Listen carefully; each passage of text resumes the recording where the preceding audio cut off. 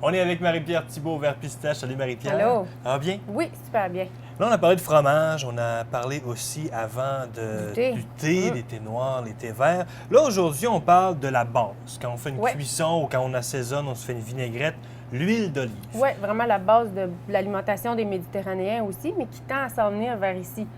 Là, on est habitué à voir l'huile vierge, extra vierge, tout ça. Mais quand même, on peut déjà diviser ça en quoi? En 3 types d'huile? Oui, en 3 belles catégories. Puis après ça, un peu comme dans les fromages aussi, ça se décline dans chaque catégorie. Mais ici, principalement, en fait, à 100 ce n'est que des huiles extra vierges. Première pression. OK.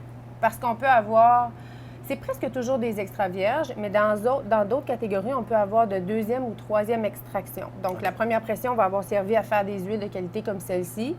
Puis, dans d'autres types de commerce, on va avoir des huiles de 2e ou 3e pression. Donc là, il y a un peu moins de saveur, même beaucoup moins de saveur. Il n'y a pas de pulpe d'olive non plus.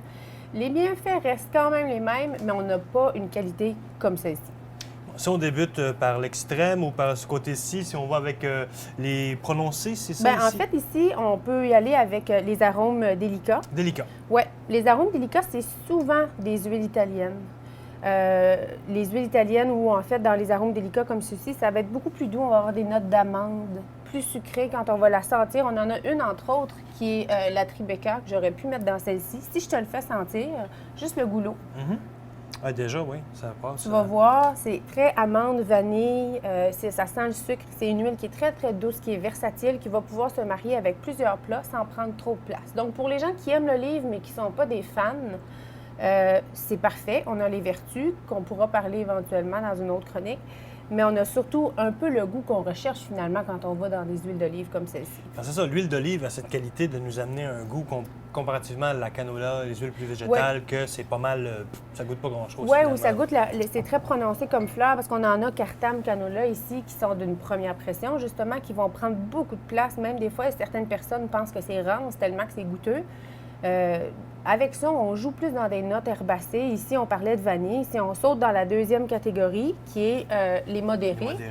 Là, on va vraiment dans quelque chose de citronné. On va y aller avec quelque chose qui va couler plus finement en bouche. Si, par exemple, je reviens ici, là, pour ne pas faire des zigzags, mais si je la faisais goûter, tu aurais l'impression, un peu comme un vin, qu'elle est très ronde en bouche, qu'elle est plus grasse même, malgré que le ratio de matière grasse ne change pas. Okay. C'est la même chose. Celle-ci, si on lui goûte juste comme ça, c'est comme si on l'avait déjà mélangé avec du citron. C'est très citronné, c'est frais, ça sent le gazon frais coupé, c'est drôle à dire, mais les herbes, plutôt, ça va être un peu plus gros. Oui. Ça sent les herbes, ça se marie avec la salade à merveille. On trempe le pain là-dedans avec des épices.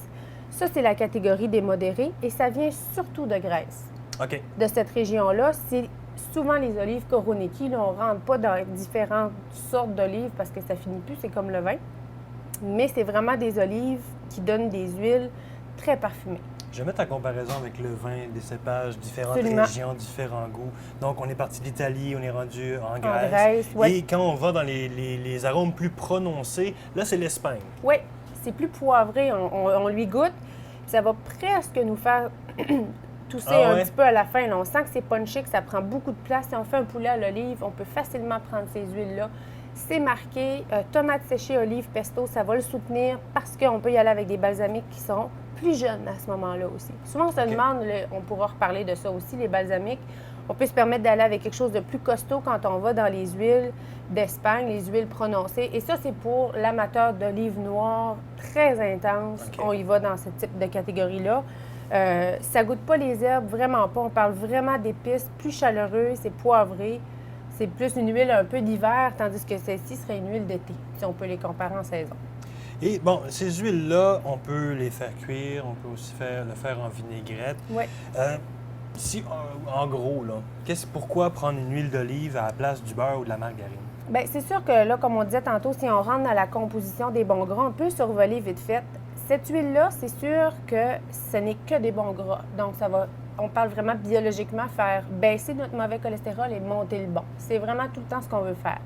Dans le reste de notre alimentation, que ce soit les fromages, les viandes et d'autres huiles, souvent, dans les autres huiles, le bon gras reste le même.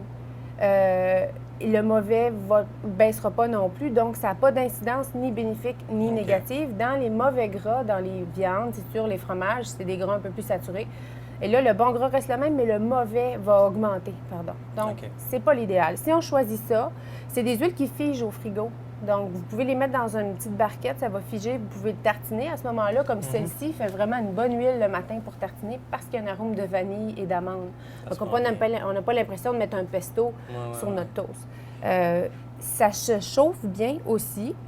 Ça peut frire. Il y a certaines huiles d'olive, mais là, à ce moment-là, on ne va pas dans des boîtes comme celle-ci, des bouteilles comme celle-ci. On a des bidons plus des 3 litres, où là, c'est un petit peu plus rapport économique, si tu veux. Puis là, on peut faire frire avec celle-ci. Ces huiles-là, bon, on a les 3 catégories, mais là, en découle plein d'autres. On a aussi de l'huile d'olive à la truffe, vraiment plein de variétés. Ça s'offre très bien en cadeau aussi. Oui, ça s'offre bien. Même, ça prend davantage la place sur la bouteille de vin, la classique bouteille de vin quand on va souper. On sait qu'il y en a toujours du vin lorsqu'on est invité à souper, mais d'amener une bouteille qui ne se prendra pas nécessairement pendant le souper, mais qui va rester pour notre hôte, c'est quand même intéressant. Donc, on peut venir ici, il y a plein de variétés, des couleurs superbes aussi.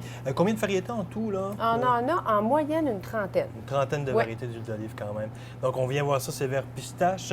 La semaine prochaine, là, on va parler, on tombait dans les gibiers. Hein? Oui, les bons gibiers pour le temps des fêtes, là, ça se marie bien.